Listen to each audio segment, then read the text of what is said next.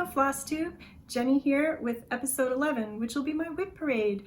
And I know I'm a little bit behind the times because WIP Parade season is really in January, but hopefully you won't mind that I'm a little bit late with mine and we'll still enjoy it because I think it's a great way for me to show you where I was at with all my projects when I went on my little filming break last year, and also introduce you to my new projects that I've started since January 1st.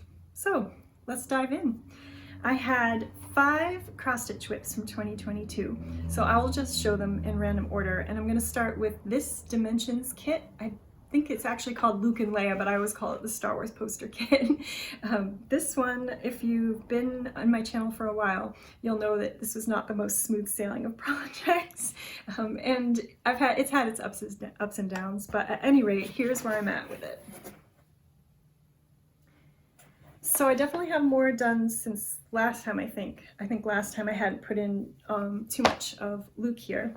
So I was doing okay with the stitching. I'm still not loving working on the black Aida, and I don't know if it's this particular piece of Aida or just black Aida in general. It's a little tricksy. But it was okay. I was doing all right. I had sorted out my issues with the pattern and all this kind of thing.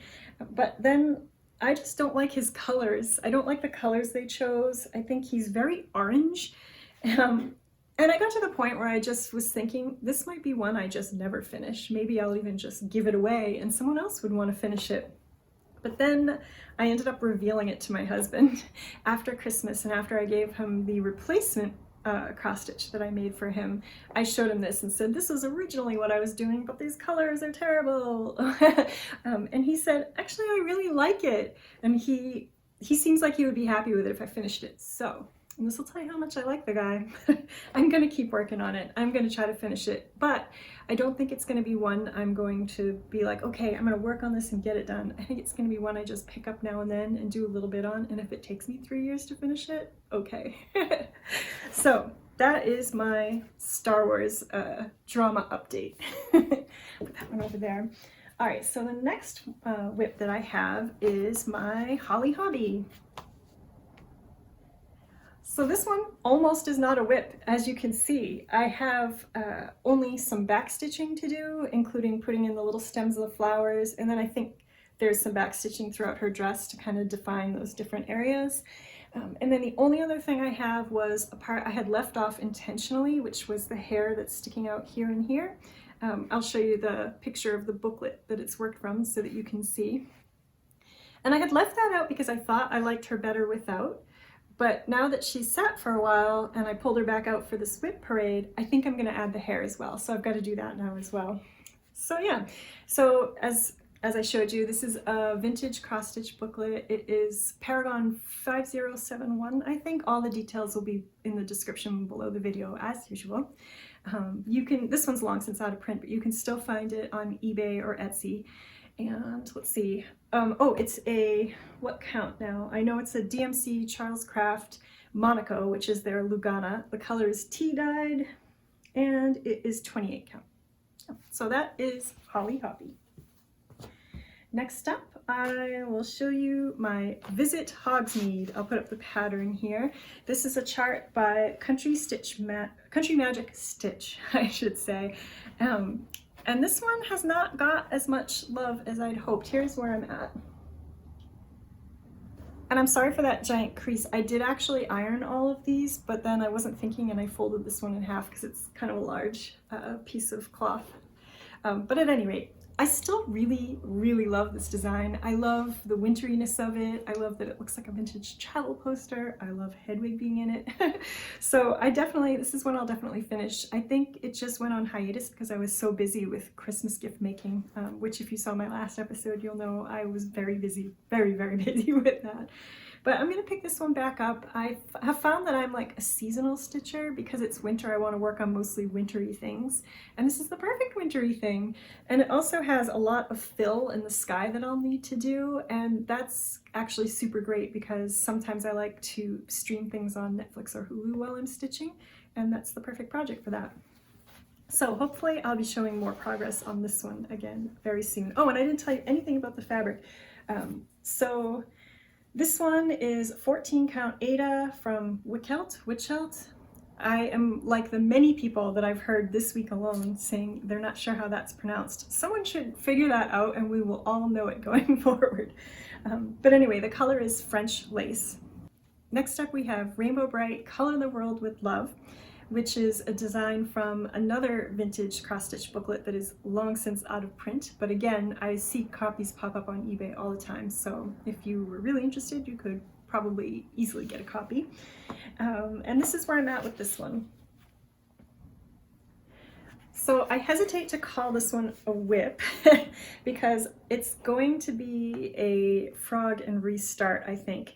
Right now it is on an 18 count Zweigart Aida in white, and I really love 18 count Aida. It's one of my favorite fabrics to work on. But with this particular chart, there are a lot of stitches. I am not sure off the top of my head whether to call them half stitches or quarter stitches or what, but I'm going down in the middle of the box, so I'm not making the full way across the box on the Aida. And unfortunately, because it's Aida, those stitches are kind of vanishing. They are super tiny, like a pin dot, so you're not really seeing the full, you're not seeing what you should probably see. And it's kind of like stressing me out. I like my finished stuff to be very perfect. Like when I make a mistake, I go back and actually fix it. Or if I find a knot on the back of my work, I will pick out stitches and repair that. And I know full well that I'm absolutely bonkers. But I just put all this time into these projects and I like to know that they're right. So it's driving me nuts that even though I know it's right, I can't really see the stitch. It isn't where it should be in my mind. So I was thinking if I had done this on linen, then when I have to do a stitch that would have ended in the middle of the box, I would instead just be working over one instead of over two, and that stitch would be so much more visible. It would be so much easier to work. And so that is absolutely what I'm going to do. I have a replacement piece of fabric for Rainbow Brite. It is an opalescent, and I think it's a 36 count linen. So I'm really excited to restart her and get going on that. I hadn't really done much work on her because in my mind she's so bright and colorful that she just channels summer vibes for me, and it's kind of a blessing because imagine if I put a ton of work into this and then restarted. So at least I've only done a little bit. So that's that one. And then the last WIP that I had of cross stitching from 2022 was the Lola Crow Haunted Library stitch along that took place. And if you watch a lot of FlossTube and haven't seen this design yet, I would be shocked because I feel like it was a really popular one and so many of us stitched it or are still starting it and stitching it because it's just a really, really cute design. And here's how far I got with that one. So this is another one that's almost not a WIP. I have very little left to do, and everything that isn't done was because I was waffling on making some replacements to the thread. The entire thing is stitched in just standard DMC, but I kicked it up a notch a little bit. I used some glow in the dark for things like the skeleton here and the little skull heads. And I had been thinking of using some metallics and iridescence from the Light Effects line for things like the ghostly outline here and the lightning that's in here, or electricity, or whatever you want to call it. But I couldn't totally make up my mind, so I just sort of got seized with indecision and stopped working on it, which is really awful. I really need to go back and finish it. So that is one of my near future goals. This one and Holly Hobbie, I would like to get those two completely finished because they're both so close. Oh, and fabric and everything on this one. This one is a 32 count Belfast by Zweigart in the color Stormy Night. And it's all called for colors except what I already mentioned, substituting the glow in the dark and possibly substituting more going forward. Yeah, so that's that one. So in addition to the cross stitching, I had two more WIPs. These are my miniature projects that both of them were started before 2022. And one of them is this tiny sampler, which is a kit from the Sampler Needlework that was a needlework shop in downtown Plymouth that unfortunately closed a good number of years ago. So this chart is kind of out of print and I don't know where you would find it now because it was such a small business to begin with. But there are lots of other miniature samplers out there.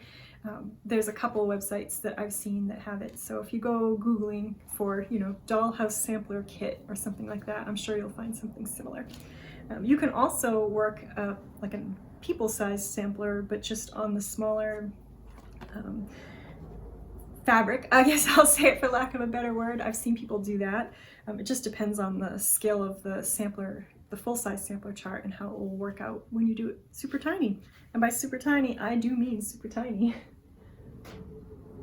So this is on a 40 count silk gauze, and it is worked one strand over one, so it's crazy small. I need a magnifier to do this one, and that's why I make no progress on it. But I'm including it in this WIP Parade because this is its year. I'm determined. I would like to, by the end of this year, have this one done.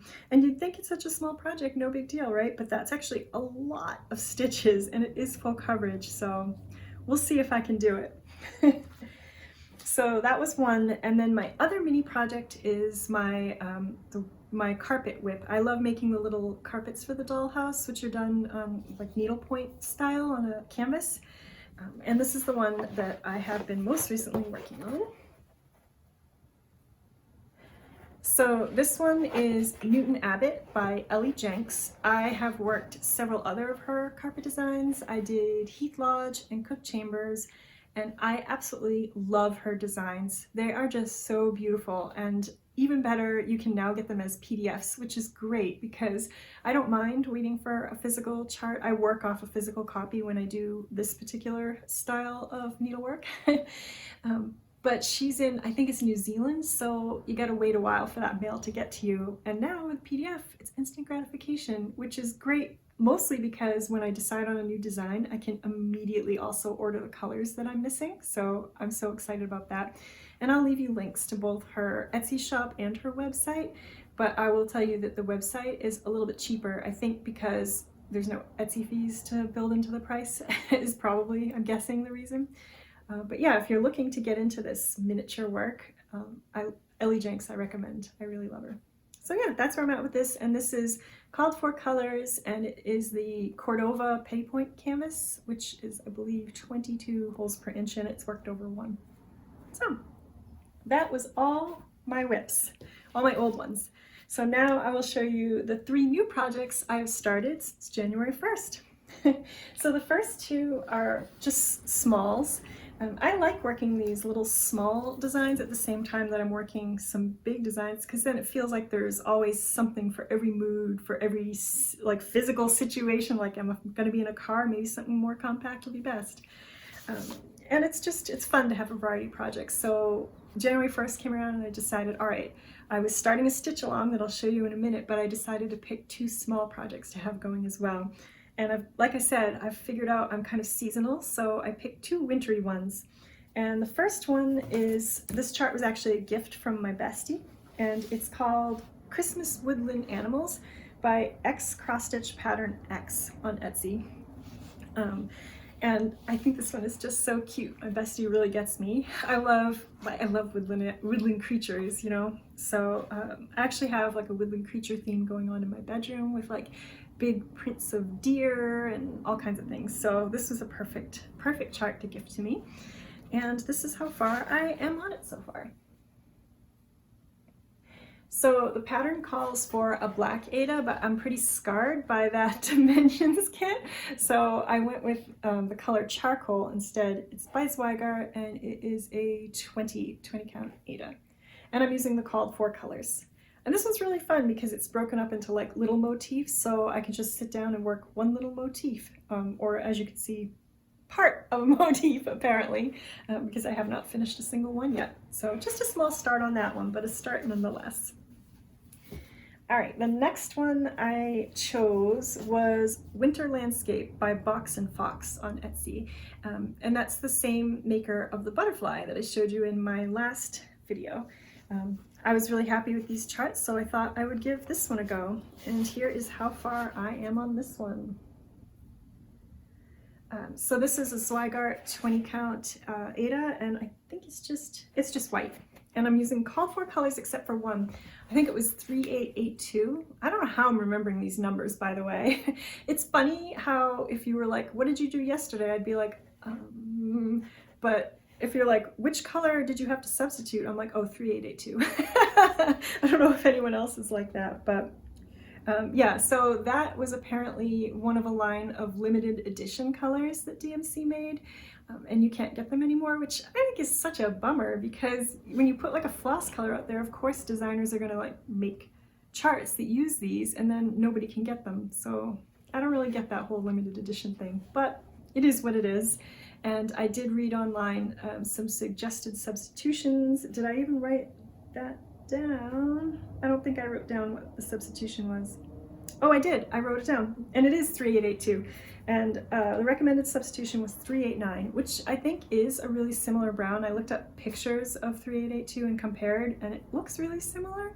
But when I laid the 389 down with the other colors, it doesn't look like it fits. And I don't know if it's one of those things where sometimes when you look at all the flosses for a chart, they won't all look quite right, but once you get them in, they look awesome. And I think that's one of the magical skills of designers, is knowing that that's going to work out like that.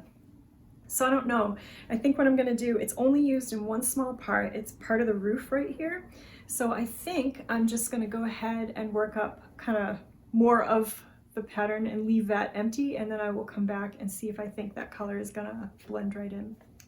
But yeah, I'm really happy with this one so far. It's really fun. I like that it has a lot of these just kind of blocks of just solid, because I can stream my Netflix and stitch away. So that's great. Okay, and the last one I will show you is my stitch along that I'm going to be doing all year long, actually, and it's this Storied Steeds stitch along by Ingleside Imaginarium. I love this whole concept. I really love merry-go-rounds in real life. I loved them as a kid, and I still love them now. So seeing this and seeing the unicorn, I was just enchanted, which, you know, most of her designs are enchanted, actually. If you haven't checked out Ingleside Imaginarium and you like kind of fantasy type things, definitely check her out. She's got some really cute dragon things. There's one called Water Dragon that I'm not really a huge, I can't imagine myself hanging a dragon on my wall, but I really love this dragon and it's really tempting, but I only cross stitch things that I can imagine like putting on my wall or doing something with, so I don't know, but it's in there as a thought, like maybe I need to work that dragon. And she also has a really cute birth sampler that has a dragon, and I thought that's adorable and different. I feel like a lot of times birth samplers are very kind of traditional, and this one is a little different, so I think that's great. But at any rate, on to my WIP. Here's how far I am. Okay, this has been so much fun. As you can see, I went right in and started with the unicorn instead of the frame. I just got really excited about the unicorn and I figured I would just start there, and then the releases are going to come out every 2 months, so the next one isn't until March 1st. So I figured I'll get the unicorn done and then I'll start working until March 1st. I'll just work the outline, and that's what I'll do. Each time a new release comes out, I'll focus on the new release, and then with extra time I'll keep working on the sort of outline. I'm using all the called for colors so far. This is actually, the unicorn is done except for the back stitching. There's a lot of back stitching in this pattern. That's kind of the one downside for people who don't like back stitching. However, you do have 2 months to do each carousel creature, so there's time to put that back stitch in. It also does use a toile, and I was a little nervous about this because metallics can be notoriously tricky to work with. I don't find them to be awful. I know some people are like, oh, I never work with them, they're terrible. I don't feel that strongly about it. They're just a little bit more challenging and annoying, but I think they're worth it in the end. They just look so pretty. But with the toile, I was nervous because not only was it a metallic, but it has sort of like a rippled look to the floss, and I thought, oh my goodness, there's no way this is gonna lay flat. It's gonna be getting like snagged on each other. This is gonna be a terrible experience. So I started stitching and it was awesome. It works up for me like standard floss. I had no problems with it. The only real issue that I had is that I need to work in a slightly shorter strand length than I usually do. I know the guideline is typically like hold the strand and cut at your elbow, but I cut all the way here. I use really, really long strands. I'm comfortable with it. It works for me. But not with the toile, because it's just too much friction, too much abuse on the strand, and by the time you're getting towards the end, it's not as nice. So working on a shorter thread And the other thing is that I noticed, my bestie recently used some toile too, and her experience was completely different than mine. She was having trouble with, she would make a stitch and like one strand would lie flat against the fabric, but the other one would be, you know, popped up. Like they wouldn't, every single stitch was like this. She had to adjust every single one. And we sort of talked about like what we might be doing differently, and what we discovered is that she pulls 2 strands and just puts them in the needle and goes. I pull 2 strands, then I split those strands, put them back together, and then thread my needle, and we're wondering if that's the difference. So she's gonna give it a go and report back to me, and then I'll report back to you. But yeah, I really love the toile. I hesitate to totally recommend it though, because maybe my experience is oddly unique. There's been a few things that I think I get a different experience than other people, like the nurge hoops, for example. A lot of people are like, they don't hold tension. And I haven't found that to be the case for me. So maybe I'm just weird. I don't know what I'm doing differently. But yeah, the toile is awesome. And I'm really happy with this. So the only thing I'm going to change about this pattern, I think, is the color in the top of the tent. I'll put the pattern back up there. It's alternating red and white, and it's really cute, but to me it immediately reads as circus, and I do not like the circus, and I don't want to hang that on my wall, because every time I look at it, it will make me think of circuses, and I don't want that. So I will have to change that color a little bit, and I was thinking of doing a pink, but once I looked at all the flosses, once like the missing ones came in the mail and I looked at them all, there's no pink, so I don't know why. I guess my brain just went there because I like pink, but I think I'm going to choose one of the other colors from within the design, maybe the purple or the teal, I don't know. But I think what I'm going to do is wait a few months until a few more of the creatures are out, so I can kind of get a feel for the most dominant colors. And then I'll make a decision. But I can still work all the gold outline, and I can do the white section, so it'll just be needing to go back and fill those 2 colors. So that is it. Oh, and I never told you my fabric, I don't think. This is an 18 count Aida by Zweigart in opalescent white. Okay, that's the other thing. I am obsessed with these opalescent fabrics. I like sparkly things. And they're so pretty. And that was actually another reason why I decided I would definitely start the Rainbow Brite over again, because once I got this piece of fabric, all I could imagine was Rainbow Brite also on opalescent. So yeah, I have a little opalescent problem right now. But that's it. That is my WIP Parade. Thank you so much for watching. I will be back, I hope, in around 2 weeks. We'll see how things go. It definitely won't be 3 months again. Again, I can't believe it went that long, but it is what it is. But next time I'll be back with a kind of more regular FlossTube episode with my project updates, possibly a little bit of haul. I might be going to the LNS within the next week or so. I'm not sure. I'm making plans for a day out with my mom because she's going to have a vacation from her. She's a teacher, so she'll be on, I think it's her spring break. So we're going to be out and about in that area. So if it works out, I might squeeze in a stop by there. We'll see. So yeah, hopefully I'll have fun things to show you next time. Thanks for watching. Have a great couple of weeks stitching, and I'll see you again soon. Bye!